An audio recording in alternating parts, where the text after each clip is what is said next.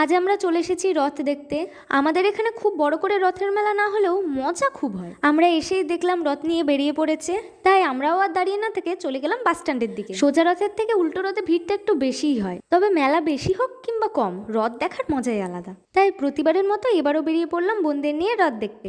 একটু যেতে না যেতেই রথ দেখতে পেলাম, কি সুন্দর সাজিয়েছে তাই না? আমরা ভেবেছিলাম আরেকটু ঘুরে খেয়ে দিয়ে বাড়ি যাব, কিন্তু এরই মধ্যে আমাদের পেখম সোনার ঘুম ভেঙে গেছে, তাই আমরা বাড়ি চলে এসেছি। ঠিক করলাম আবার বেরোবো, কিন্তু সন্ধ্যা দেখানোর পরে। প্রত্যেকবার সোজা রথের থেকে উল্টো রথে বেশি ঘুরলেও এইবার উল্টো রথের থেকে সোজা রথে বেশি ঘোরা হয়েছে একসাথে। আর ছোট থেকে একটা ইচ্ছা ছিল একটা ছোট রথ বানিয়ে অন্তত একটু ঘোরার, কিন্তু এই ইচ্ছাটা যে কবে পূরণ হবে কে জানে। এরই মধ্যে আমাদের সামনে চলে এসেছে একটা ছোট্ট রথ, আর সাথে চলে এসেছে গরম গরম জিলিপি। জিলিপি গরম থাকায় প্রাচী হাতে নিচ্ছিল না, তাই ওকে খাইয়ে দিতে হলো। তারপর রাতের দিকে আবার আমরা বেরিয়ে পড়লাম মেলা দেখতে।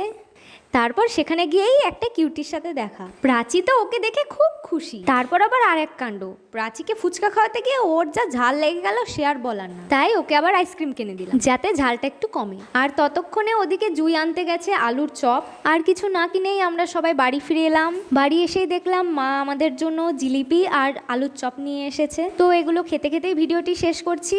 আর তোমরা রথের দিন কেমন এনজয় করলে অবশ্যই জানিও। তো ভিডিওটা ভালো লাগলে অবশ্যই like, comment, share, subscribe, follow করে দেবেন।